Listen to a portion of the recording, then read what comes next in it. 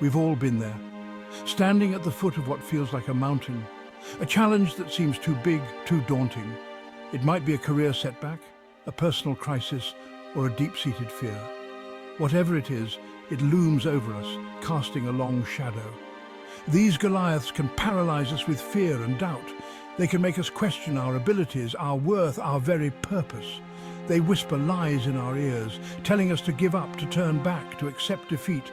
Remember that you are not alone in this struggle. Every single one of us faces challenges, setbacks, and moments of doubt. It's part of the human experience. But what separates those who overcome from those who succumb is their mindset. David could have easily cowered in fear. He could have listened to the voices of doubt and reason. He could have accepted his fate as another victim of Goliath's might, but he didn't. He chose to fight. He chose to believe.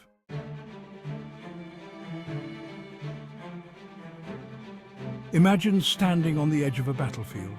The air is thick with tension. The ground trembles beneath your feet. Across from you stands Goliath, a giant among men.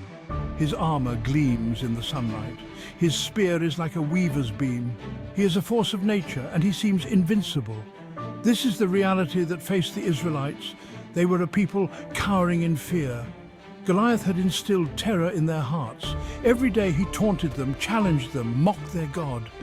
Every day they shrank back in fear. His very presence was a challenge, a constant reminder of their weakness, their vulnerability. He represented their deepest fears, their sense of inadequacy, their belief that they were powerless to change their fate. The Israelites saw Goliath as an insurmountable obstacle. They allowed his size, his strength, his reputation to define their reality. They saw themselves as small, insignificant, and utterly defeated.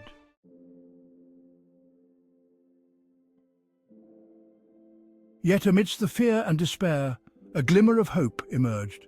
A young shepherd boy named David. David was not a warrior. He was not trained for battle.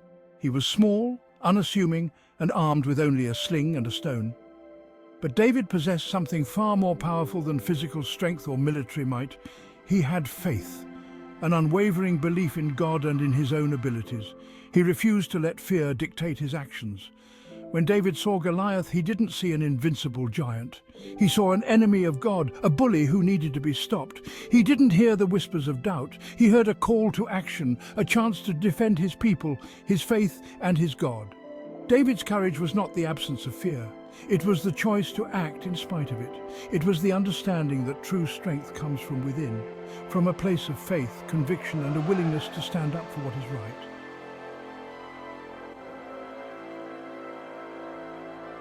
Section 2, A Heart of Faith. What set David apart from the battle-hardened soldiers was not his physical strength or military prowess, but the unwavering faith that resided in his heart. He knew that the battle was not his to fight alone. He understood that with God as his guide, even a giant could be defeated. This deep-seated faith wasn't just a belief, it was a lived experience.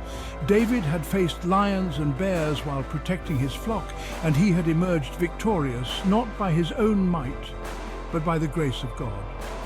These experiences had forged in him a deep trust in divine protection and guidance, a trust that extended beyond the sheepfold and onto the battlefield.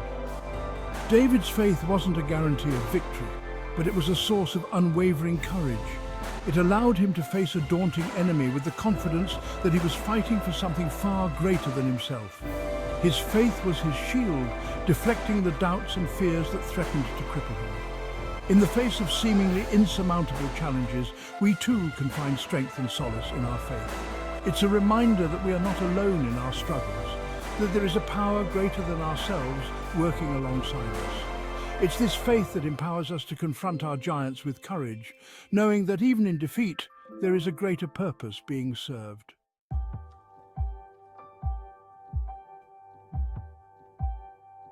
Section 1. Your own Goliath. The story of David and Goliath isn't confined to the pages of an ancient book. It's a timeless narrative that resonates with our own lives. We all face Goliaths, those seemingly insurmountable obstacles that test our courage, our faith, and our resolve. Think about the challenges you face in your own life. It could be a career setback, a financial struggle, a health crisis, or a relationship problem. It might be the fear of failure, the weight of expectation, or the pain of loss. Whatever form it takes, your Goliath represents a challenge that feels overwhelming, a force that threatens to knock you down. These challenges may not carry swords or wear armor, but they can be just as daunting, just as intimidating as the giant David faced.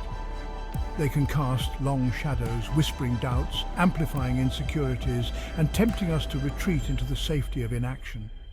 But remember, just as David found the courage to face his giant, you too possess an inner strength, a resilience that can help you overcome even the most difficult challenges. The key is to recognize that strength, to nurture it, and to draw upon it when you need it most.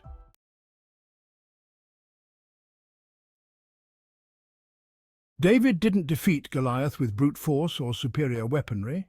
He used the tools he had, his faith, his skill with a sling, and his unwavering belief in his purpose. He trusted in his abilities, honed through years of tending his flock, and he used them strategically to overcome a seemingly insurmountable obstacle. You too have your own unique set of skills, talents, and resources. These are your slings, the tools that can help you navigate challenges, overcome obstacles, and achieve your goals. Your sling might be your education, your experience, your creativity, your determination, or your unwavering faith. The key is to identify your slings, to hone them through practice and perseverance, and to trust that they are enough to help you overcome the Goliaths in your life. Remember, it's not about the size of your sling, but the precision of your aim and the strength of your resolve. Just as David's sling transformed from a shepherd's tool to a weapon of victory, your own unique skills and resources, when wielded with faith and determination, can become instruments of extraordinary change.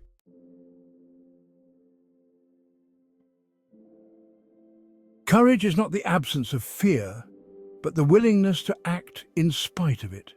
It's the decision to move forward even when you're afraid, to take that first step, even when you're not sure where it will lead.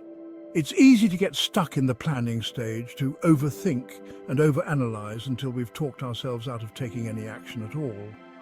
But true courage lies in the doing, in the willingness to step into the arena and face our fears head-on. What is the one small step you can take today to move towards your goal? What action, however small, can you take to chip away at the fear and doubt that's holding you back? Remember, action breeds courage. The more you act in alignment with your goals, the more confident and courageous you'll become. Every step you take, no matter how small, is a victory over fear, a testament to your inner strength.